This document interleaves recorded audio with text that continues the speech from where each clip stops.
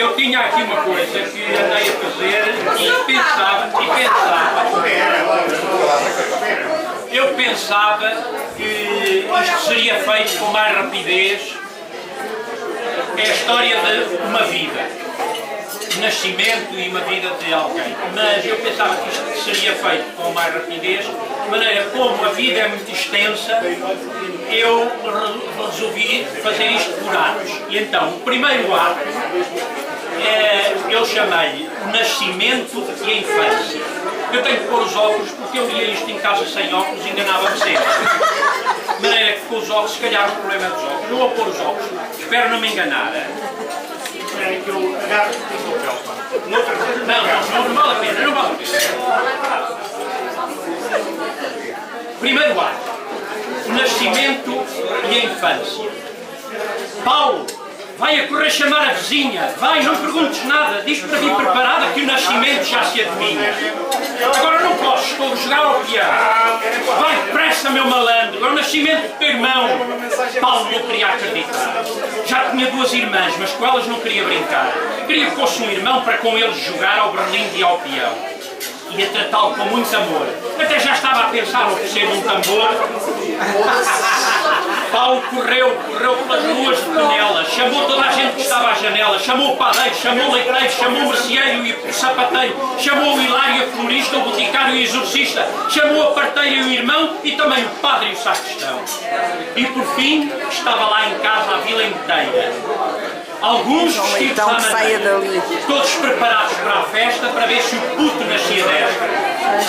E no ano de 1936, precisamente no dia 26 de um bonito mês de maio, finalmente nasceu o catraio. O irmão cumpre a promessa. Parte o milheiro com todo vigor e vai comprar a toda a pressa um grande e bonito tambor. Toda a vila estava em festa. Um arraial com gente rica e gente modesta, e ao som daquele tambor, o povo dançou até o sol se pôr. A festa continuou nesse dia e ninguém se lembrou. Tinham que o registar e também o nome lhe dar. Alguém se lembrou sem gozo,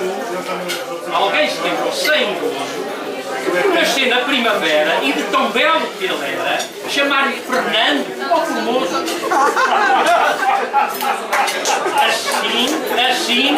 Assim, 2 dias depois, lá foram todos ao registro testemunhar que tinham visto na freguesia de São Miguel o nascimento naquele dia de Dom Fernando Rafael. Assim a verdade ficou oculta para que o pai pagasse a multa, não pagasse a multa. Os anos vão passando e depressa Dom Fernando começa a andar e deixa de mamar. Só pensava no seu bombo, só queria era bombar. Por vezes também brincava com as irmãs e o irmão, jogava a bola ao berlinde, às casinhas e ao peão. Mas a cabeça dele não estava ali, não senhor. A cabeça dele estava sempre no tambor. Fernando, dizia-lhe a mãe, já fizeste os deveres da escola? Ele respondia sem abrir a sacola. Eu já sei tudo, minha mãe, eu sei mais que ninguém. Ele lá sabia, mas o pior era a caligrafia. Na escrita era um horror, chegava na caneta como se fosse o tambor. Mas naquele tempo só passava quem sabia. E assim não havia quem o passasse. E para aperfeiçoar a caligrafia, Fernando repete a 4ª classe.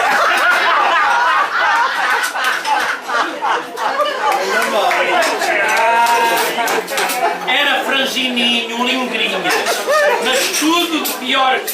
mas era pior do que um pilha-galinha. Todo o mal que na vida acontecia, era ele que o fazia. Não era ele jura.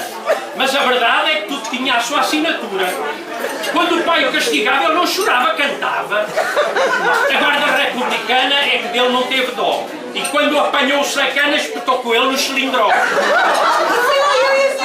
A mãe não gostou, desatou a chorar. E o pai, ao fim do dia, lá teve que o ir buscar.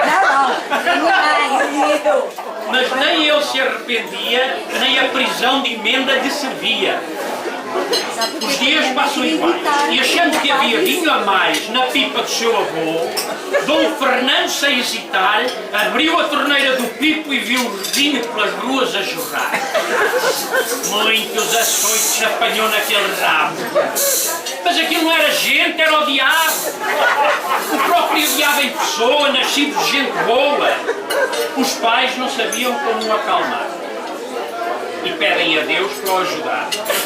E como Deus escreve direito com linhas tortas, oferece-lhe uma nefrite e o acalma até ao limite.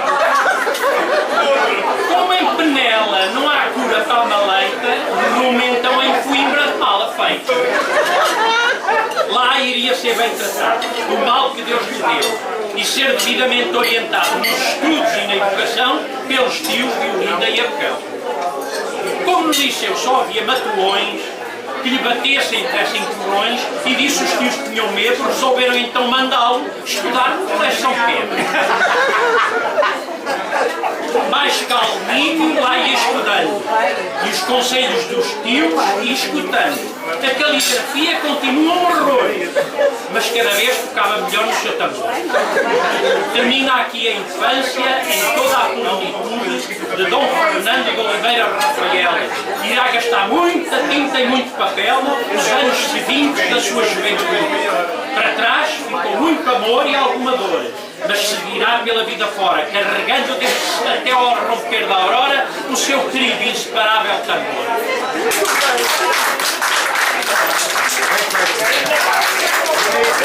Este continua a continuar com a juventude e a glória.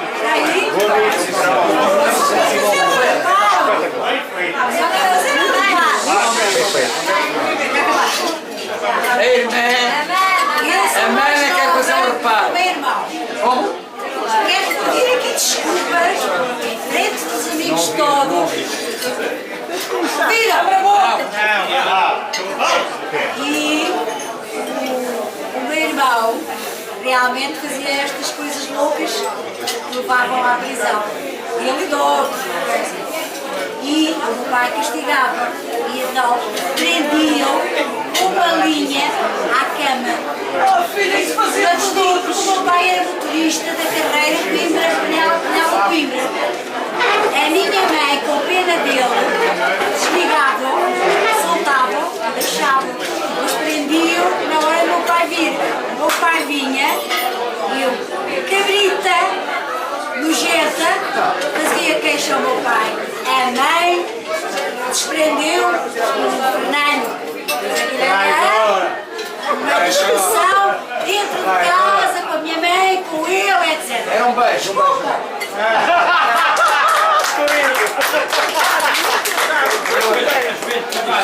Quantos anos é que se passaram disso?